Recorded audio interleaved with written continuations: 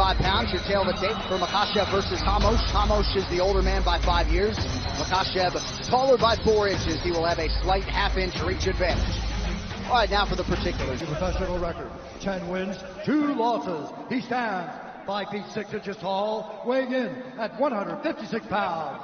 Fighting out of Rio de Janeiro, Brazil, presenting the World Cup Pan American and ADC Jiu-Jitsu champion, Davi Tasmanian Devil.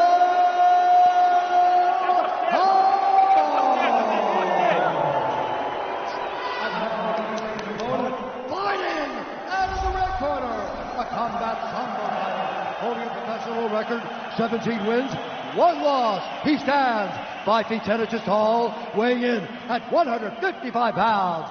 Fighting out of Machachkala, Russia, presenting the Combat Sambo World and European Champion, Isslam Makhachev. And the action begins. Our referee in charge, Peter Hickmott.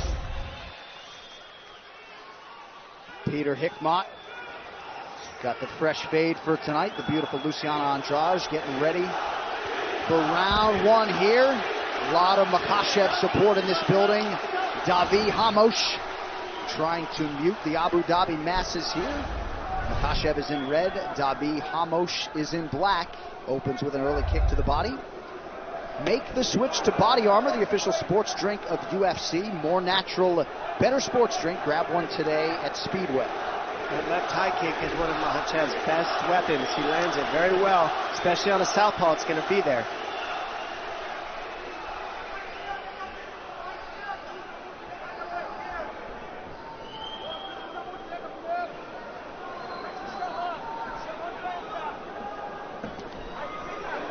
Makhachev, former Combat Sambo World and European champion, really has plus skills everywhere, though, if you watch the film.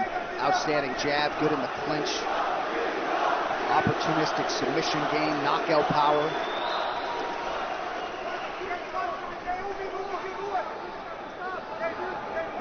But Hamosh, as soon as he had accomplished that goal in 2015, there's the first takedown attempt on Hamosh. But Hamosh in 2015 immediately shifted his focus to the UFC, and he is off to a 4-1 start in the big show.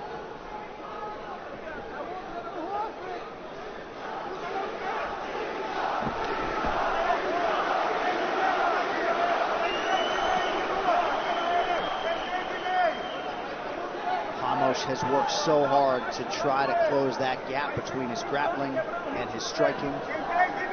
Said he can't be the UFC champion with just jiu-jitsu, but certainly got hands and he has power. I'd like to see Hamosh use similar tactics as Fajeda. I mean, he can throw whatever he wants because a lot of people don't want to take him down. So keep the offense high, keep the pressure high. That'll shut down the kicks of Makhachev, and then look for your takedown or have Makhachev take him down.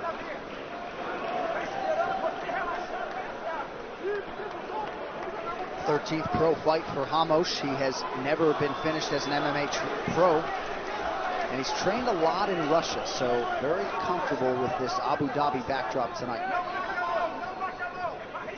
Is that a breeze? I just felt that can't be a breeze. That was from the left hand that just landed from Makhachev right there.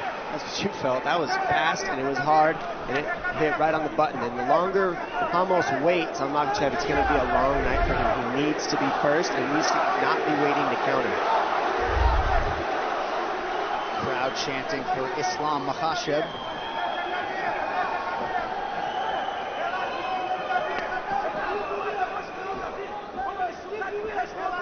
That's one thing that Hamosh does do is he's got very good counter ability. So when you fire, he'll throw a 3-4 piece combination.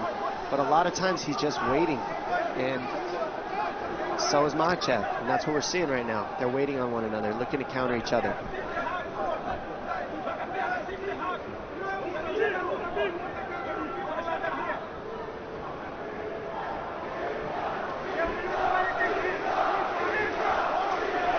To the body, then retreats.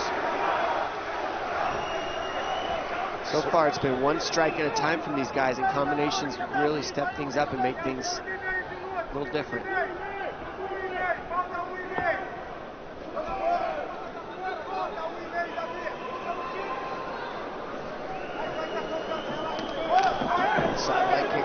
Makhachev. Hamos counters. See, once you touch him, Hamos throws almost every single time. But if you don't go first, he almost waits. You touch him and he'll go right away.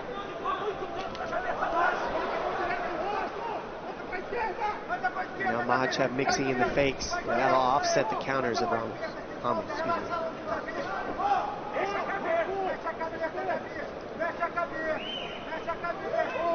Hamos keeping that guard high.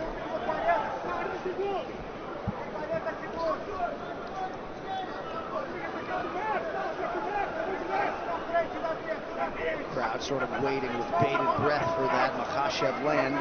Coming up on 30 seconds to go here in round one. Hamos unofficially just 2 for 20 on his strike attempts thus far. Together in the first round, the guys haven't thrown 20 strikes yet, really. Or about 50 total, so 25 each, excuse me. But the offense has been very low, and they're really just waiting on one another, looking to counter each other. Counter versus counter. Yep. Hamos appeared to land a right hand partially a moment ago. 5 minutes down.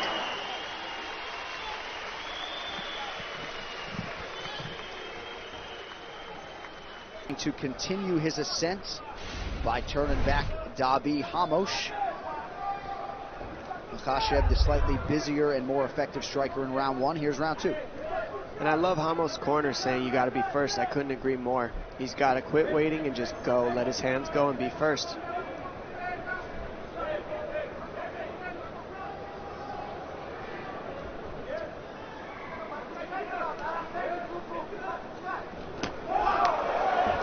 Hamos immediately counters with a flurry after Makhachev landed high. He almost waits on you to go before he goes. It's like give one, take one, give one, take one. And if Hamos just is the first to go, things might change up. Looked like Hamos was in a pretty good position to get a takedown, but not against someone like Makhachev.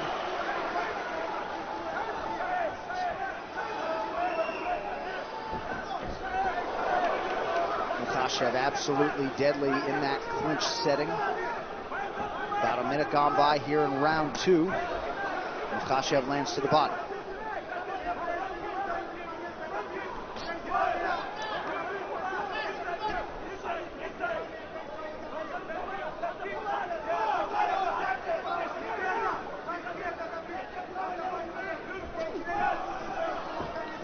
So both fighters have attempted just one takedown through the first nearly 7 minutes.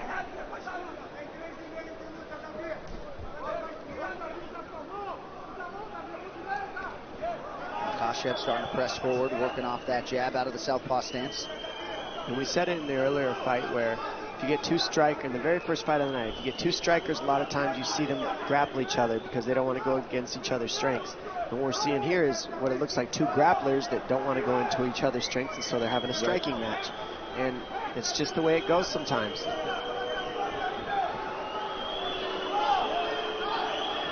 Neither of them wants to give an inch, and so they end up just not doing too much. Nice counter by Makhachev. And now Makhachev getting off a little bit, being first a little bit more. Oh! Nice jab by Hamos, and he's got power, and that's why he likes to wait. If he connects, he knows he can knock you out. Very patient. Makhachev seemed to recover with immediacy, but a moment there for Hamos. And there's that Hamos jab again, keeping Makhachev honest.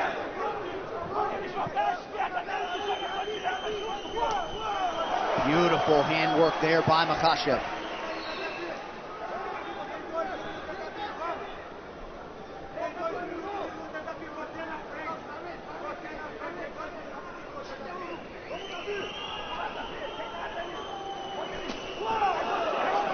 So when you're preparing for a fellow counter striker, I'd imagine you're expectant that you might get into some of these scenarios where there's a lot of feeling out, a little bit of a staring contest at times. Yeah, that's right. And what you can do in those situations is feint. You double up on the feints, and then the counter's not there because they can't tell if you're faking or being offensive.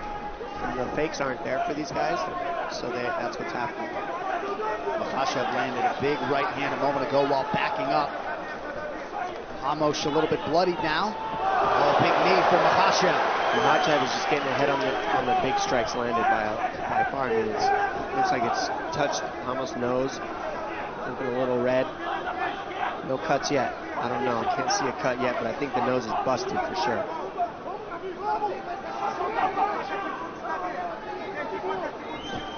Almost just waiting a little too much. He needs to be first, and that would really help him out. The same as Fajeda. Fajeda fought this style as well, just waited. It would be tough against his opponent, Taisimov. But he went first all the time, and it kept Taisimov on his heels, and that's what Ramos could do to make a little difference. But he's waiting on Makhachev, and he's getting out first. And Islam's starting to put it all together now, landing nearly 60% of his total strikes, mixing it up well. I didn't think Islam would really go for takedowns. I figured he would keep this fight on the feet, and that's what we've seen pretty much so far. Ramos presses forward. You wonder how he'll manage wrist down the stretch in the third round if we get there. Final 10 of round 2 now.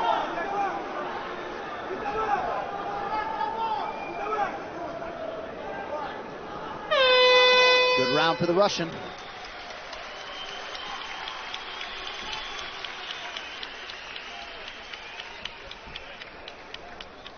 Perfect, Islam, perfect. Relax, relax. Give him water. Good job, good job. Just don't brawl, keep the same work. Keep the distance, just keep the distance, and in the 2 minutes you're gonna knock him down. I need you to continue being like the Matador, okay? Same thing, right? He's gonna come. Goes to be thrown, and you see Ramos throws it like a check hook jab type of punch, and it connects, and you see this left hand really hurt Ramos, and another one down the pipe right to the nose. So probably the strongest, most significant punch was that hook jab hook looking punch that Ramos threw. It was like a mix of the two, and it kind of rocked Makhachev, but the accumulation of left hands is really adding up. All right, round 3 brought to you by P3, the official protein snack of the UFC. Davi Ramos was super excited when he heard that Islam Makhachev had accepted this fight. Now we'll see what the Brazilian Ramos can do over these final 5 minutes.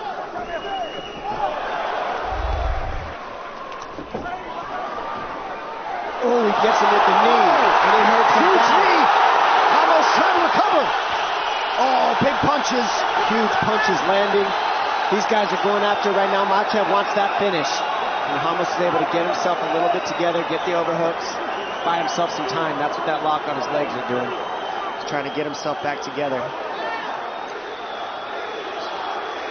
And now, even though a bit compromised, we are on the ground where Davi Ramos doesn't mind being. Yeah, and it was a big knee in the clinch that lands when Ramos was moving forward. They hurt him.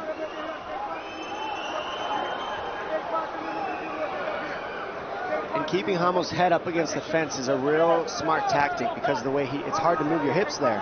And he can't use armbar techniques or triangle techniques. It really shuts things down to a minimum here, where Makhachev has it. Makhachev's cardio, outstanding. Certainly been very accurate with these ground strikes thus far. Islam pressuring his hips, keeping very tight. Almost looks like he's got himself back together, though.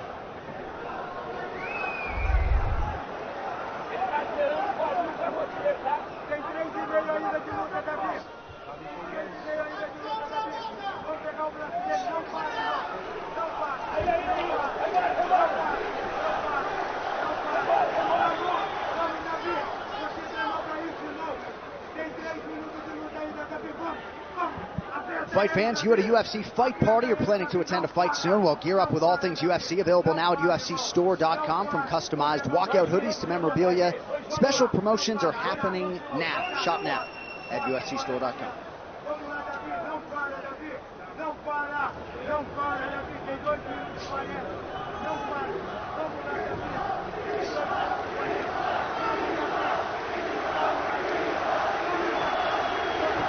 Machashev staying active, continuing to work on Davi Hamosh here on the ground. 2.5 minutes now to go in this third and final round. If you're ever going to be on the ground with Hamosh, you're going to want to keep his head up against the fence, just like Makhachev's doing. Smart game plan. Keep him parallel with the fence. He can't move his hips. Can't really dig underhooks. And Hamosh is good with staying on his back and not getting to his feet right here. So Islam's happy to oblige. 3 times Hamosh has been warned for interlocking his toes or fingers in the fence. Good pressure by Islam, keeping the legs out of the equation. And right here, this is a nice way to go for an armbar here. He tries to get the balance off, but the fence being there just really changes things. Plus, it's so slippery and hot, so they're so sweaty. Very hard to get armbars, especially in the last minute and a half after the damage that's been inflicted. But it shows you how confident Makhachev is, more than willing to engage Hamosh in this realm at this stage of the fight. You certainly know about Makhachev's ground credentials. I think when he's chose to do it is the key. Exactly. It's really smart that he waited till this third round. And right here, almost using his knees to get now he's got his legs in there. Creating some space, getting away from the fence would really help him, I think.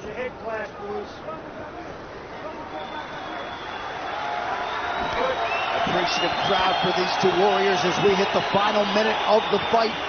Co-main event to follow.